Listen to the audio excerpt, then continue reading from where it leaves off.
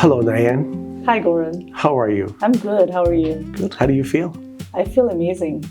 Good. Good. Well, you had an amazing year last year, and I know that 2026 for you is shaping up for another banner year. So congratulations. Thank you. Thank you. The question I have is, when is the first moment that you realized that you wanted to do real estate? When was that time?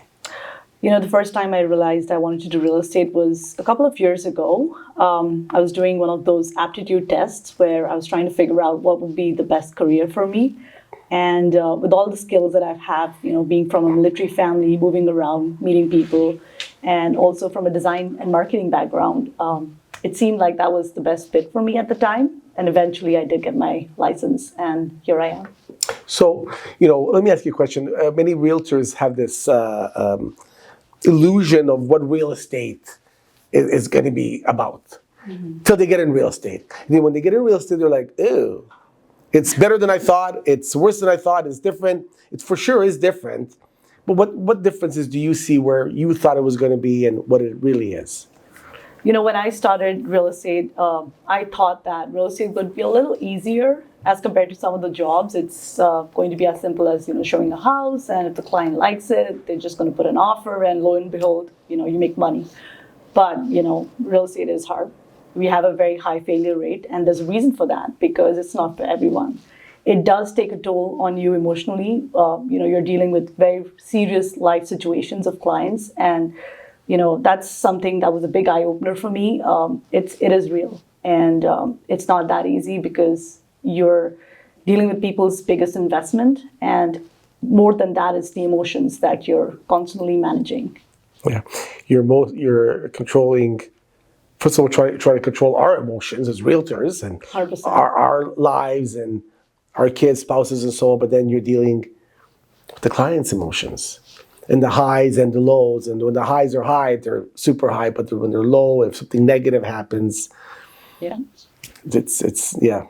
Let me ask you, what's maybe one or two things that clients maybe misunderstand about our business, or things that you do, perhaps? That's a really good question. So some of the things that clients really misunderstand about what I do is they think it's all about looking really nice and just, opening the Supra lockbox, which only us realtors can do. But, frankly, they have it all wrong, because that's just something anybody can do, who has a license. As a real estate agent, one of the biggest things that they don't know is all the work that happens in the back end. The power of negotiation. What's the difference between, them putting an offer versus an experienced real estate agent putting an offer to help them win that deal. And when I say win, it's not just, just getting the house that they like, but also not having buyer's regret and seller's remorse. That's a real win. Yeah, and that truly is key. The first part, when you say about negotiations, many sellers get into a relationship with a realtor that they list with, and the seller walks away from a listing that night and says, "Oh, I did good. That realtor is going to do it for X amount of commission." Okay, great, but did the seller really win, or did the seller lose? And what I mean by that, the seller negotiated a great price to sell their home with the realtor, and the realtor buckled down and took a less of a commission.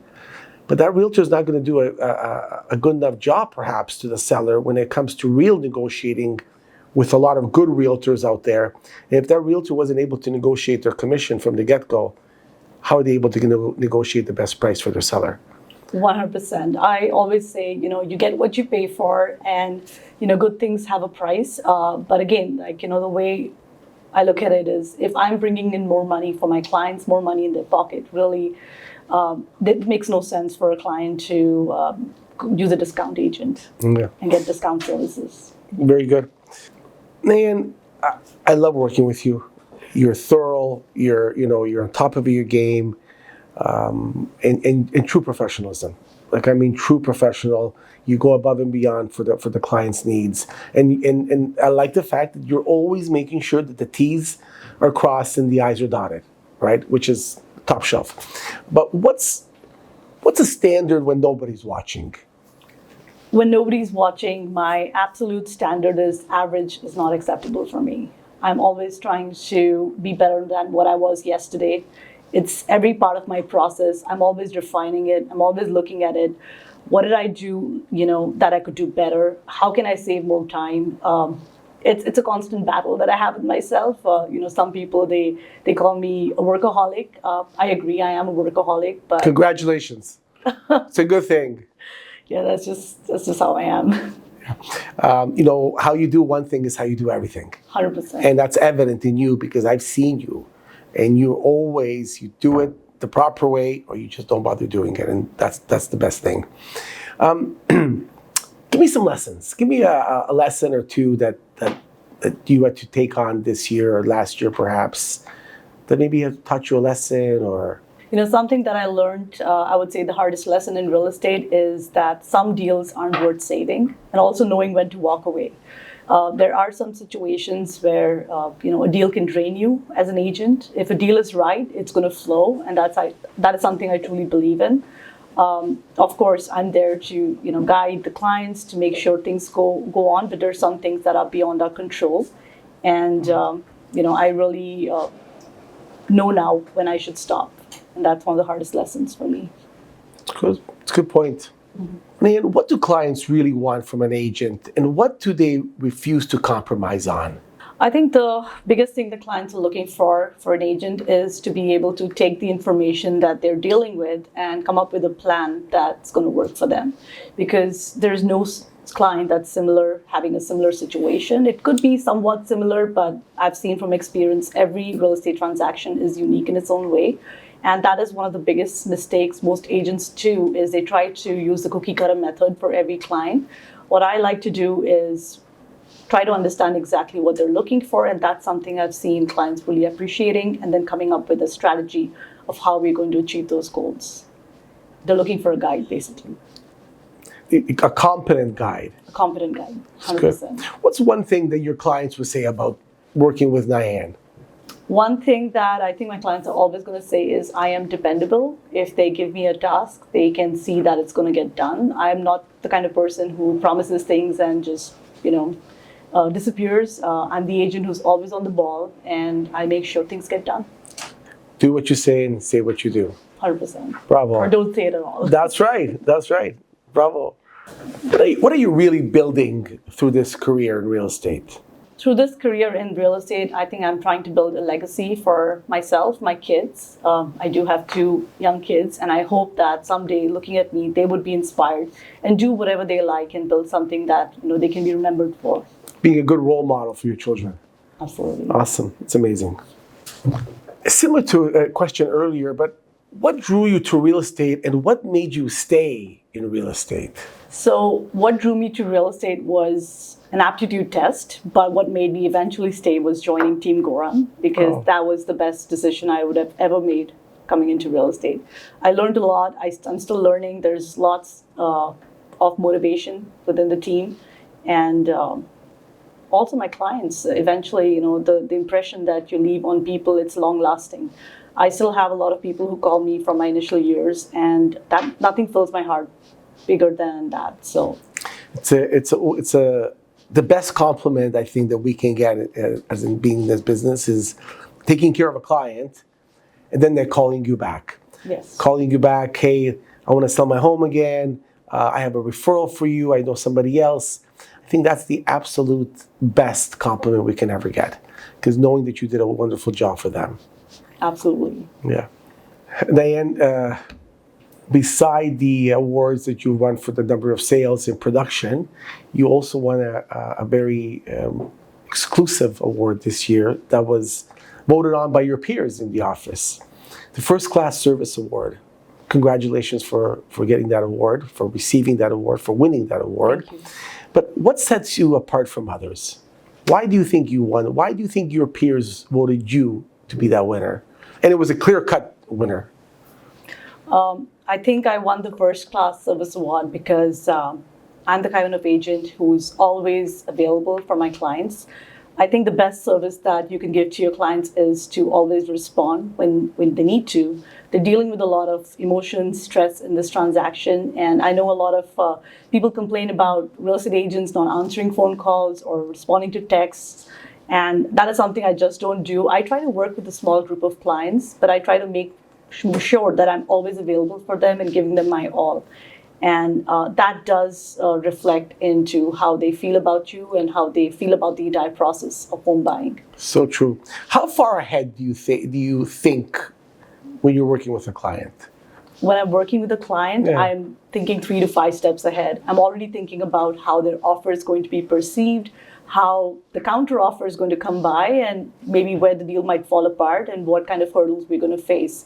So I'm always on the ball thinking about how we can fix these things. So when a situation does happen, or like, for example, an inspection goes bad, I'm not scrambling. I already have a plan that we would be able to execute. Tell me, what separates somebody that just sells homes to somebody like you who wins deals? Somebody who just sells home is an agent who is reacting. I don't believe in doing that. I'm more a process-driven agent. I am looking at fine-tuning steps in my everyday business so I can do things more smoothly. Yeah, I love that. How important are systems and processes in your business? Systems and processes in my business are super, super important. I wouldn't be able to survive or be sitting down here if I didn't have that in place. I deal with a lot of different situations with different clients, and one of the ways that I keep myself fully focused on their individual needs are by having systems that I can rely upon, and I don't have to worry about, what I'm going to be doing. I'm not, like I said, I'm not reacting. I'm using a process, and those systems do help me do that. So speaking of processes, tell me a process, what's it look like with a client from start to finish? So the process for a client from start to finish is always the first step is to sit down and do a consultation and kind of go through what they're looking for. Now, this is not something that happens, just the first sit down. It also happens during the process of working with them. And then it comes qualifying. So I do try to qualify my clients and also trying to work out negotiation steps that would be ideal for them, because it is different from every client. And then after that, I do set them up on my systems. We do have a CRM that we use in the office, which I heavily rely on. That way I'm not, missing deadlines, follow-ups, or, if they've asked me a question, I'm making sure I'm getting the answers they need, and then going out and obviously showing them properties. But then when we do that, we again sit down and we again go over their criteria. This is a process. I feel like clients are like onions. You've got to peel the layers till you finally get to the real core, and then you know what you're doing with them. Good. What's one thing that most agents don't do that you do? So most agents are reacting. I'm working through a process, and that differentiates me in how I do my business. So by having a process, you have systems, follow step 1, 2, 3 to get the end result, where Right. perhaps others don't have that. Yes. So like when I get a listing, I'm already looking at the market values of the property. I'm not doing guesswork. I already have marketing launch plans, so the listing goes up as a full complete launch. And I'm also setting up negotiation plans for different kinds of buyers that may come through that listing. So when those situations do happen, I have a little bit of a plan that I can work around. What does results orientated mean to you? Being result oriented is like the pinnacle of success for me. I'm all about stats. You can do everything beautifully, but if you don't have results, you did nothing. So I'm always looking at how many calls did I make, how many appointments did I actually get, where can I go back and improve, and that the results actually help you to fine tune and become better each day. How do you define success in a deal? Success in a deal is when a seller and a buyer walk away happy. There's no buyer regret, there's no seller remorse, and I've got a good deal for my buyer and the seller's got top dollar. Nayan, you have high standards, and I'm ecstatic about that when I see that. Give me a standard that you don't compromise on. The standard that I don't compromise on, and I would never compromise on, is integrity. Bravo. Once I know, I know. So if I find out something about a house, I am going to tell my buyer or my seller to rectify those things. I would never, ever do a deal which is based on false promises. And that's pretty much my absolute solid standard. So let me ask you one more question. Who is Nayan when the deal is on the line? When the deal's on the line, I am the calm in the chaos. I'm the person who's going to navigate all the challenges for my clients. You're gonna want to work with me at that point, because when everybody's freaking out, I'm not scrambling, because like I said, I always have a plan. I think you described yourself extremely well. You're the calm in the chaos, and you sure are. A few times that you've called me, there's been a chaos situation, and you're calm, you're cool, you're collective, and you deliver the message in a cool manner. And I'm on the other line listening to it, and I'm like, she's amazing. She's got it all put together. And that's what clients want to see, that, there's no reason to raise a red flag yet. Let's work this out in the calm manner. So congratulations, my friend. Thank you. I see a huge future in front of you, and I'm super excited for 2026 and beyond. Thank you, Goran. Thank you. Likewise.